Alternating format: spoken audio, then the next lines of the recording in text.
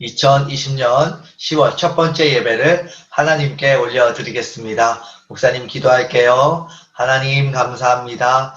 우리 사랑하는 친구들이 하나님께 예배할 수 있도록 환경과 건강과 여건을 허락해 주신 것을 감사합니다. 평생도록 하나님만 예배하고 하나님께 집중하며 살아가는 인생 되도록 하나님 아버지 도와주시옵소서. 오늘 이 시간 하나님께 예배를 올려드립니다. 하나님 기쁘게 받아주시고 이 시간 하나님께서 우리에게 말씀하여 주실 뿐만 아니라 우리의 마음속에는 세상을 살아가는 힘과 용기와 지혜를 얻는 시간 되도록 하나님 도와주시옵소서. 하나님 또 추석을 통하여서 땡스기빙을 통하여서 얼마나 우리에게 하나님이 주신 은혜가 풍성한지를 풍요로운지를 다시 한번 생각하여 봅니다. 하나님 아버지 우리의 마음속에 감사가 멈추지 않게 하여 주시고 항상 우리에게 풍족함을 주시고 하나님 아버지 앞에 예배하며 살아갈 수 있는 모든 이런 상황들을 열어주신 것에 감사하면서 살아갈 수 있도록 축복하여 주시옵소서. 오늘 모든 것을 하나님께 올려드립니다. 예수님 이름으로 기도드립니다. 아멘. 우리 이 시간 찬양하며 주님 앞에 나아가겠습니다.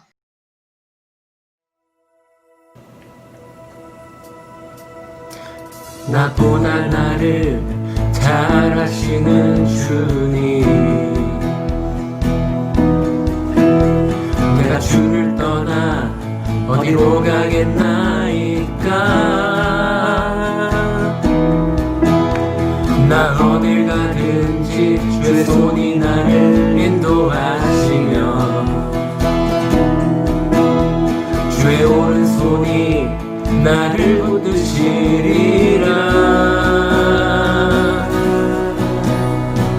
나를 창세 전부터 계획하시고 지금까지 인도하시네. 하나님이여 주의 생각이 어찌 그리 고배로우신지요. 나의 생각보다 나의 뜻보다 더 크고 놀라우신 주님, 하나님이여 나를 살피사 나의 마음을 다시오니 나를 영원한 길로 인도하소서. 나보다 나를 잘 아시는 주님, 내가 주를 떠나 어디로 가겠나이까. 나 어딜 가든지 주의 손이 나를 인도하시며 주의 오른손이 나를 붙드시리라. 나를 창세 전부터 계획하시고 지금까지 인도하시네. 하나님이여 주의 생각이 어찌 그리 고배로우신지요. 나의 생각보다 나의 뜻보다 더 크고 놀라우신 주님, 하나님이여 나를 살피사 나의 마음을 다시오니 나를 영원한 길로 인도하소서. 주의 생각이 어찌 그리 고배로우신지요. 나의 생각보다 나의 뜻보다 더 크고 놀라우신 주님, 하나님이여 나를 살피사 나의 마음을 다시오니 나를 영원한 길로 인도하소서.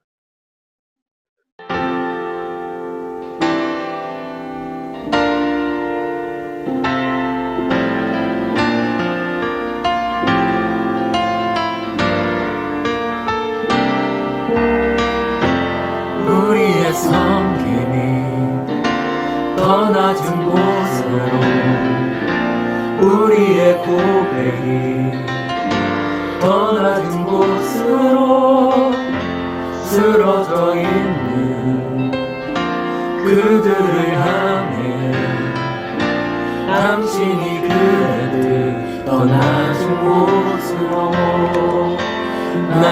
곳으로 우릴 초대하네. 함께 하자고 말씀하시네. 우리도 예수 그 길을 따라 함께 가길 원하네.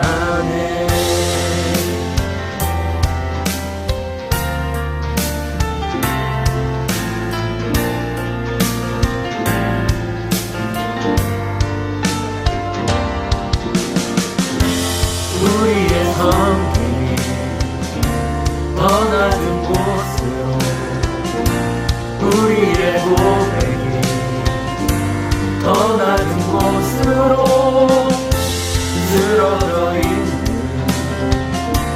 그들을 향해 당신이 그랬듯 더 낮은 곳으로 우릴 초대하네. 함께 하자고 말씀하시네. 우리도 예수 그 길을 따라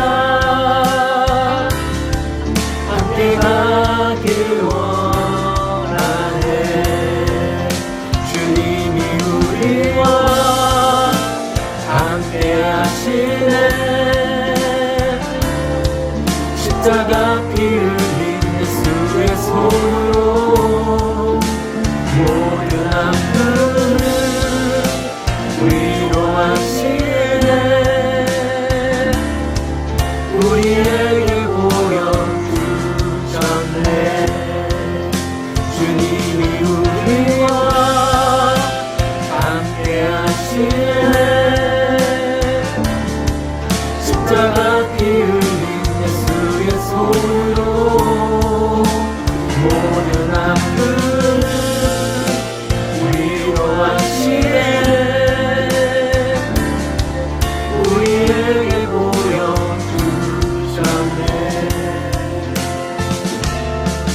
우리에게 보여주셨네.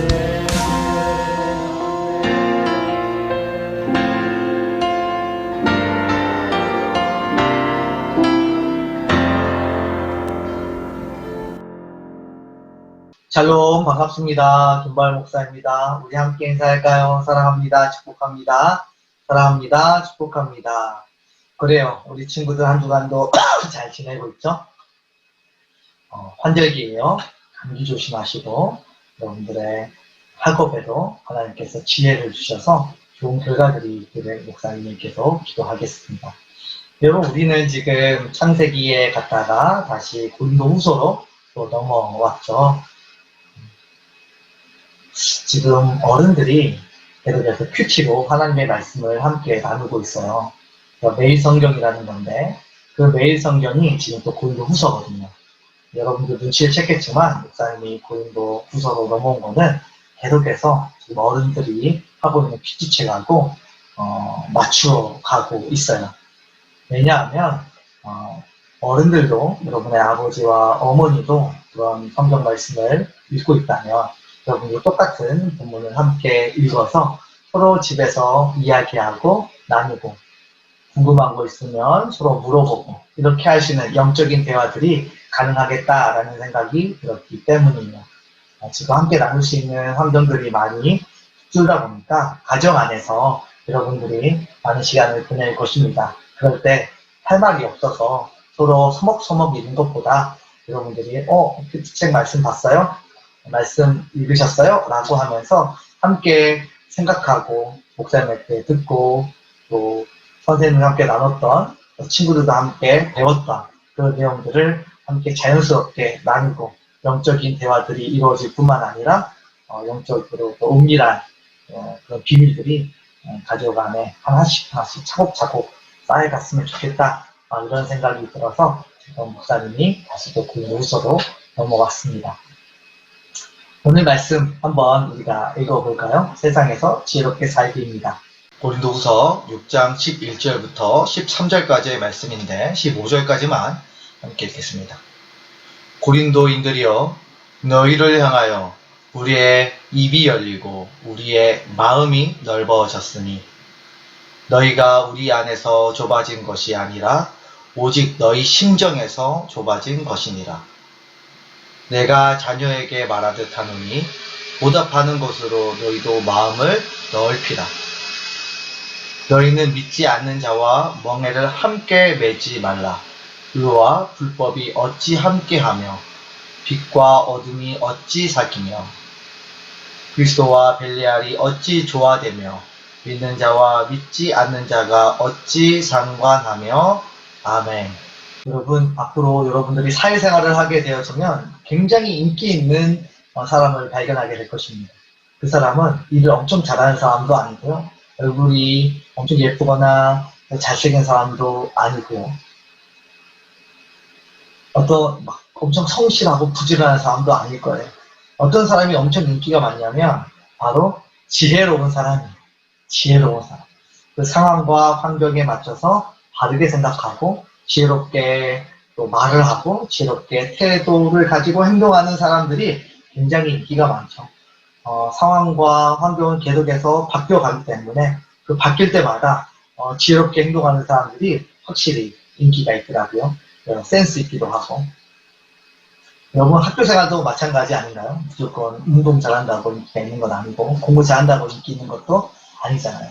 그 순간순간에 맞춰서 센스 있게 대답하고 지혜롭게 행동하는 사람이 훨씬 사랑받는 모습을 우리가 알 수가 있습니다. 여러분, 그런데 감사하게도 성경은 어떤 말씀인가요? 하나님의 지혜의 말씀입니다. 그래서 성경을 읽으면 읽을수록 어떻게 돼요? 지혜가 자라나죠. 그래서 세상으로 하여금 많은 사람들에게 사랑을 받을 뿐만 아니라 또 선한 영향력을 하나님께서 행사할 수 있도록 하실 것입니다. 그래서 성경 말씀을 읽으면 읽을수록 여러분들 더욱더 지혜로우실 거라고 목사님 믿습니다. 그렇게 지혜로운 모습을 오늘 사도 바울을 통해서 좀 한번 살펴보려고 하는데요. 오늘 1절에 보면 이렇게 기록되어져 있어요. 고린도인들이요. 사도 바울이 고린도인들을 부르면서 아주 따뜻하게 고린도인들이요 라고 이름을 불러줍니다. 고대 근동사회에서 이름을 불러주는 것은 굉장히 친밀한 관계를 의미해요. 서로와 서로의 마음속에 전혀 벽이 없이 마음이 활짝 열려진 상태, 그런 상태에서 바로 고린도인들이여 바울아 이렇게 이야기를 해주는 것이죠. 이름을 불러주는 것입니다. 그래서 지금 사도 바울의 마음이 어때요? 굉장히 오픈 마인드죠. 마음이 활짝 열려져 있습니다. 사도 바울의 가장 강력한 힘 중에 하나는 바로 마음이 활짝 열려져 있었다라고 하는 것입니다. 그런데 반대로 누구에게는 마음이 닫혀 있었어요? 오늘 성경에 보면 그렇죠. 고린도인들이 사도 바울을 향하여서는 마음이 닫혀져 있고 입도 닫혀져 있었어요. 왜 마음이 이렇게 닫혀져 있었을까요? 여러분, 저번에 목사님이 사도 바울에 대해서 5가지 오해를 함께 살펴주었는데 그 중에 첫 번째가 무엇이었나요? 바로 사도 바울이 고난을 당하는 이유에 대해서 그를 이해하거나 납득하지 않았다는 거예요. 맞죠? 왜 예수를 믿는데 이렇게 고난을 당해야 돼요? 왜 예수를 믿는데 저 사람은 계속 감옥 가나요? 왜 예수를 믿는데 저 사람은 맨날 거지처럼 불쌍하게 가난하게 살아야 하고 맨날 매맞고 고난을 당해야 하나요?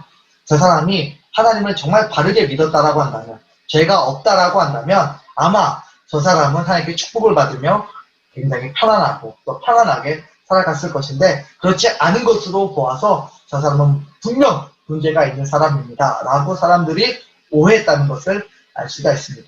그러니까 마음이 좁아지죠. 저 사람은 범죄자야 이런 마음을 가집니다. 그래서 사도 바울을 향해서 마음이 좁아져 있어요. 그러다 보니까 사도 바울이 이렇게 이야기합니다. 14절에 마음을 넓히라. 너희 마음을 넓히라 라고 이야기합니다.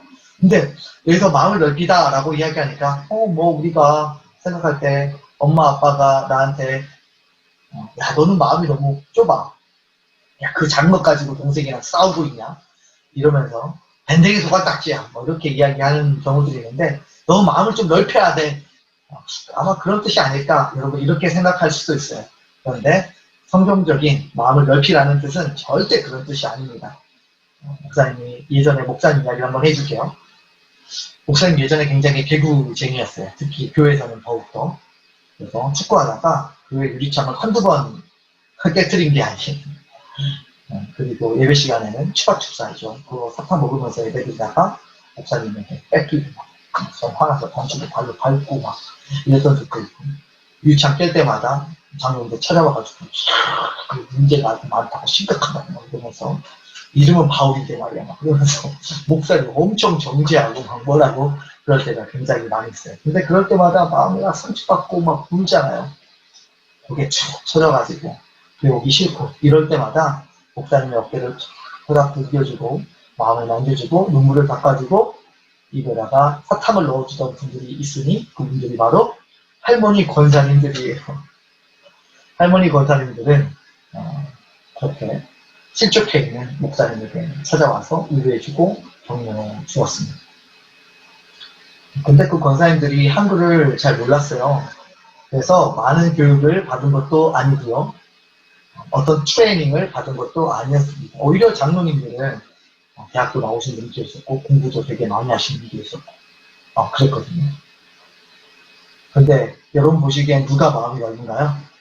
그렇죠. 권사님이 마음이 훨씬 넓은 것 같죠. 시간이 지나서 목사님이 이제 신학교에 가게 되고 교회에 찾아뵀을 때 권사님들에게 이야기를 했어요. 권사님 그때 제가 사고 엄청 쳤는데 이게 김 목사 사고 엄청 많이 쳤지. 아이고 막 그래서 아유 진짜 난리가 아니었지 너 때문에 막 이러세요. 그러다가 근데 왜 그렇게 잘해주셨어요? 그냥 위로해 주시고 그때는 사고를 치지만 나중에 하나님께서 김 목사를 통하여서 하나님의 나라에 얼마나 아름답게 사용하실지를 기대했다는 거예요. 다시 말하면 하나님의 관점으로 그 어린 나이에도 목사님을 바라봐 주었던 것입니다. 오늘 본문에 마음을 넓히라 라고 하는 이 말이 원어적으로 보면 이 권사님이 하신 말씀과 우리가 거의 비슷해요. 뭐냐면 인격 수용을 통하여서 어떤 트레이닝을 통하여서 높은 교육을 받아서 우리의 마음을 막 넓혀서 굉장히 괜찮은 사람이 되어지는 것을 이야기하는 게 아니라 하나님의 관점으로 이 상황을 인내하고 기다려라 라고 하는 것이 바로 사도 바울의 마음입니다.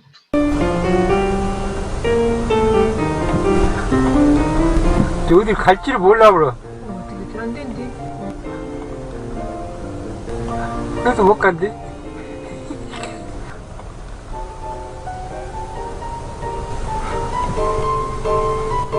그럼 못 간대. 가지마. 왜 가?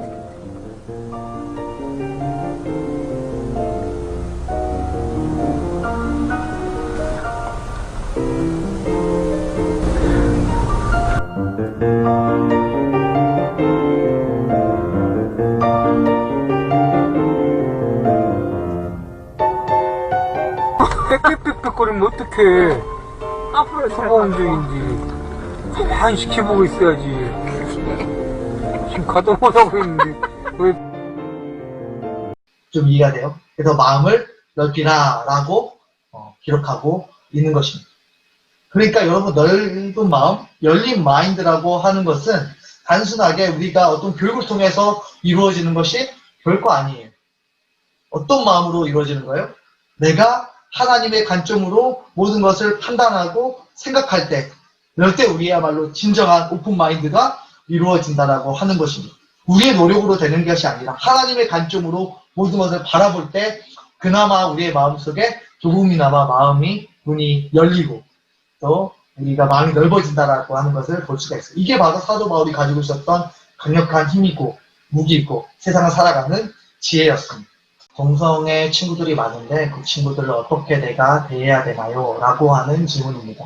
그럴 때마다 목사님이 이야기해 주는 것은 그들을 향해서 오픈 마인드를 가져라. 근데 그 오픈 마인드는 뭐냐? 그들에게 마음을 활짝 열어라. 이런 개념이 아니라 하나님의 관점으로 이 상황을 바라보고 그 친구를 바라볼 줄 알아야 됩니다. 즉 다시 말하면 뭐 해야 돼요? 기다릴 줄 알아야 됩니다. 이 친구가 바르게 하나님의 방법으로 돌아올 수 있도록 성 정체성을 바르게 찾아갈 수 있도록 하나님의 관점으로 기다려 주어야 된다라고 하는 것이지 오픈 마인드가 자꾸 마음에 물려서 그 친구의 생각을 내가 받아들이고 그것도 맞아 라고 이야기를 하면 안 된다. 목사님은 그렇게 항상 가르쳐 줍니다. 그리고 두 번째를 가르쳐 주죠. 오늘 14절에 나와 있는데요. 바로 그래요. 믿지 않는 자와 멍에를 매지 말라. 무엇을 매지 말라? 멍에. 여러분 멍에가 뭔지 알죠? 동물들을 보면 이 동물들 위에 함께 올려놓는 그런 의자 같은 게 있어요. 걸어놓는. 이거를 같게 만들어놔야 그 위에 무거운 물건을 함께 실을 수도 있고 함께 실었을 때 똑같은 힘이 작용되니까 마차라고 해야 되나? 와군이 잘 목적지를 향해서 바른 방향으로 갈 수 있게 되어집니다. 그런 역할을 하는 거예요. 그런데 오늘 사도 바울은 믿지 않는 사람과 이 멍에를 함께 매지 말라고 이야기합니다. 이제 어떻게 보면 이 말씀이 많은 오해를 불러일으켰어요. 예를 들면 예수님 믿지 않는 사람과는 결혼도 하지 말아라. 예수님 믿지 않는 사람과 사업도 하지 말고 친구 관계도 맺지 말라. 또 목사님 때는 예수님 잘 안 믿는 친구와 가까이 지낼 수가 없었던 것 같아요. 그런 어떤 생각들이 있고 마음에 그런 불편함이 있었기 때문에. 그래서 친하게 지내다가도 결국 그렇게 좀 멀어져 버리는 것을 박사님은 경험했던 것 같아요. 그런데 이 멍에를 동물들을 매게 될 때 주인들은 딱 한 가지를 정확하게 지킨다고 합니다. 바로 뭐냐면 똑같은 종, 예를 들면 소와 소, 말과 말, 낙타면 낙타, 낙타와 함께 똑같은 종의 멍에를 매게 만든대요. 왜냐하면 종이 다르면 결코 목적지도 같지 않고 성질도 같지 않고 성격도 같지 않고 그래서 서로 가려고 서로 자기가 원하는 대로 가려고 해서 절대 바른 방향으로 목적지까지 갈 수 없다는 거예요. 그래서 그들에게는 가장 중요한 원칙이 한 가지 있다면 바로 똑같은 종의 멍에를 매게 만드는 것입니다. 보세요.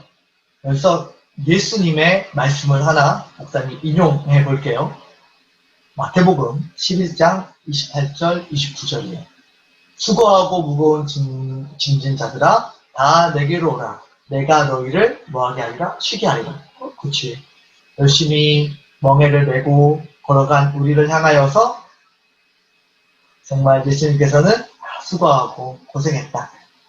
쉬게 해줄게 내게로 오거라. 라고 이야기를 해주십니다. 얼마나 은혜가네요. 근데 그 다음 구절은 더 은혜가네요. 목사님에게. 나는 마음이 온유하고 겸손하니 나의 무엇을 메고 내게 배우라? 멍에를 메고 내게 배우라. 여러분 뭘 느끼셨어요? 여기서 느껴야 되는데 예수님이 자신의 멍에를 매줘요. 근데 아까 목사님이 이야기했죠. 다른 종에게는 멍에를 같이 맨다 안 맨다? 안 맨다. 똑같은 종에게만 멍에를 맨다. 그렇다면 지금 예수님은 우리를 어떻게 부르신 거예요? 자신과 똑같은 종이라고?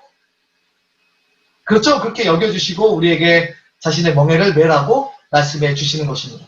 너 저분 보고 개새끼라며. 같은 종 아니야? 넌 달라? 그러면 우리는 예수님과 똑같은 종이 되었다는 것을 알 수가 있어요. 이제는 우리가 걸어가는 목적지가, 우리가 방향이, 우리의 보폭이 예수님과 똑같은 종이 되어져 가고 있다는 것을 알 수가 있습니다. 얼마나 은혜가 됩니까? 그럼 어떻게 되었을까요? 여기에 구원의 신비, 놀라운 복음의 비밀이 있죠. 예수 그리스도의 죽음과 부활이다. 내가 예수님과 함께 십자가의 죽음으로 인하여서 이전에 나의 모든 삶은 완전히 사라져가고 이전에 있었던 그 종은 죄인된 종은 없어져 가고 이제 살아서 이 세상을 살아가는 것은 내 안에 계신 예수 그리스도께서 살아가는 거예요. 그러니까 우리는 새로운 피조물이 돼요. 보라새 것이 되었던 새로운 피조물이. 그래서 예수 그리스도의 종으로 우리가 살아가게 되어지기 때문에 이제는 마음껏 예수님께서 우리에게 똑같은 멍에를 매자, 요크를 매자 이렇게 이야기를 해주신다는 사실들을 우리가 알 수가 있습니다. 얼마나 은혜가 됩니까? 그래서 사도 바울의 지혜 속에 두 번째는 함께 하지만 같이 갈 수는 없다. 누구와? 믿지 않는 자와. 이런 정확한 신앙의 세계가 그 안에 있었어요. 그것의 뿌리는 무엇이냐면 나의 신분. 나는 이 세상에 있는 종이 아니라 어떤 종이에요? 예수 그리스도가 만드신 새로운 피조물, 새로운 종, 바로 예수님의 종이라는 사실들을 가지고 있었기 때문에 결코 흔들림이 없었다라고 하는 것입니다. 그래서 목사님이 여러분들에게 이야기하고 싶은 것은 바로 이거예요. 함께 해요. 세상에 있는 친구들과 오픈 마인드를 가지고 함께 해요. 그렇지만 그들과 함께 가지는 않아요. 멍해를 메고 똑같은 목적과 방향을 따라서 가지 않아요. 우리는 나를 위해 사는 사람 없습니다. 세상의 영광을 취하기 위해서 살아가는 사람 없습니다. 우리는 오직 하나님의 나라와 하나님의 영광과 그의 나라와 의를 위해서 살아가는 사람들입니다. 맞습니까? 그래요. 여러분 그런 사람들입니다. 그렇기 때문에 결코 이상 사람들 가운데 흔들림 없이 지혜롭게 세상을 살아갈 수 있습니다. 사도 바울이 이 두 가지의 원리를 마음속에 품고 있었기 때문에 그는 완전히 자유인이었어요. 세상이 아무리 그를 잡으려고 해도 결코 잡히지 않는 사람. 아무리 여러 가지 방법들로 사도 바울을 무너뜨리려고 해도 결코 무너지지 않는 사람. 그 사람이 바로 사도 바울입니다. 그러한 지혜가, 은혜가, 확신이, 여러분, 믿음이, 신앙이 여러분의 마음속에 있기를 예수님의 이름으로 축복합니다. 그래서 오늘 두 가지를 함께 배웠어요. 이 두 가지를 놓고 여러분들이 오늘 여러분의 삶에서 한번 적용해 보았으면 좋겠고요. 그때 주님에서 만났으면 좋겠어요. 우선 기도할게요. 하나님 아버지 감사합니다. 우리 사랑하는 친구들과 함께 하나님의 말씀을 나누었습니다. 우리 친구들이 오픈마인드를 가질 수 있도록 축복하여 주옵소서. 하나님의 관점에서 기다릴 줄 아는 그런 시각과 마음을 가질 수 있도록 절제와 인내를 가질 수 있도록 하나님 도와 주옵소서. 하나님 두 번째로 이 세상을 살아가면서 함께하지만 같이 가지 않는 지혜를 갖기를 원합니다. 그래서 마음의 중심이 바르게 세워져서 이 세상을 바꾸어가고 변혁시켜 나가는 하나님의 자녀들이 될 수 있도록 하나님 축복하여 주옵소서. 지금 우리 구주 예수 그리스도의 은혜와 하나님의 무한하신 사랑과 성령 하나님의 감화 감동으로 충만하심이 없다가 오늘도 세상 가운데 지혜롭게 살아가길 소망하는 사랑하는 모든 친구들 머리 위에 지금으로부터 영원토록 함께 계시기를 간절히 축원하옵나이다. 아멘.